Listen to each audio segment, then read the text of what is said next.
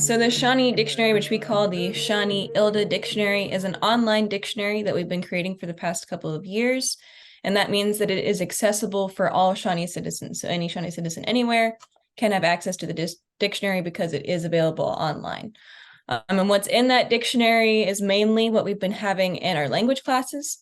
So all of the vocabulary, phrases, anything that you will hear in our language classes, whether you've been in them or not, you'll find on that dictionary.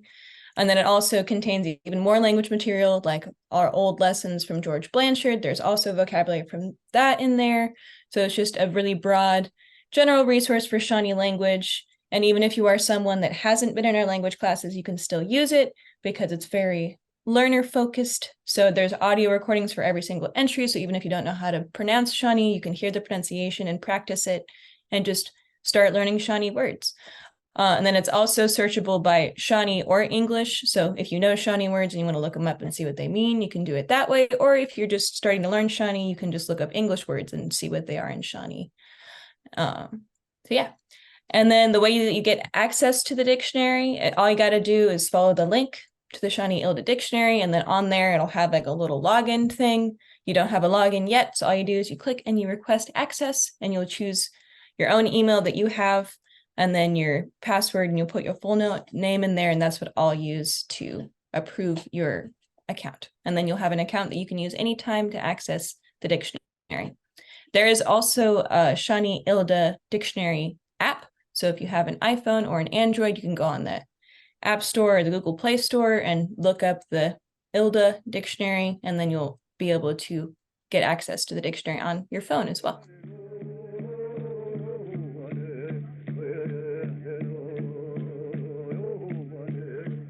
Yeah, this year was going to be the first annual Shawnee Tribe Language Fair, and it's going to take place on July 15th of this year. It's going to be held at the Mima Tribe Community Center. That's 2319 Newman Road here in Miami, Oklahoma. If anybody, for a little bit more clarity, it's probably about half a mile from Prairie Sun Casino. 5 p.m. the language fair will start. Then at 7 p.m. we'll have dinner and we'll have a stomp dance to follow. Everybody needs to remember to follow stomp dance etiquette during the stomp dance. Boys must wear pants. Girls long pants or skirts. This will be the first year that we've hosted an event. Trying to test our kids' knowledges out there. You know, it's for age groups from all the way to kindergarten, all the way up to high school, their senior year. It's all available to all Shawnee citizens and tribes around the area. So all tribes are invited.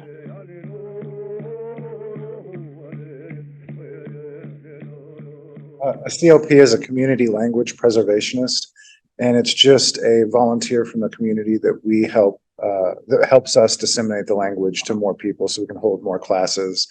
And they're usually people that were in classes prior, so we'll recruit students and then they will go on to teach students the next year generally. We try to pick ones that have a good voice for it, a good cadence. That way, when they're teaching the class, they're providing a good example for the students. So if you want to be a CLP, just work on your Shawnee.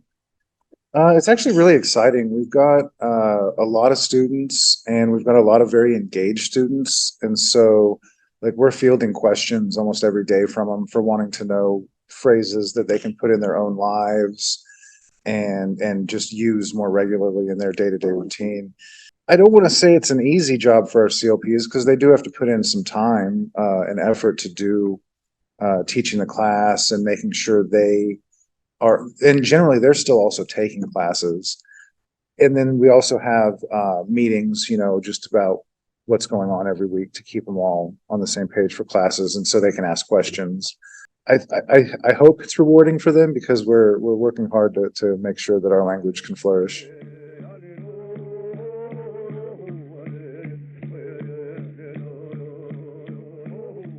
From October to December, generally early January, because our classes usually start in January, like very early, first week of January, and then they last until about the last week of September.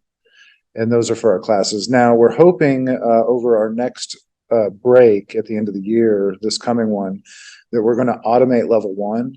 So level one will be more of a go at your own pace, self-taught class to try to get people into level two and level three.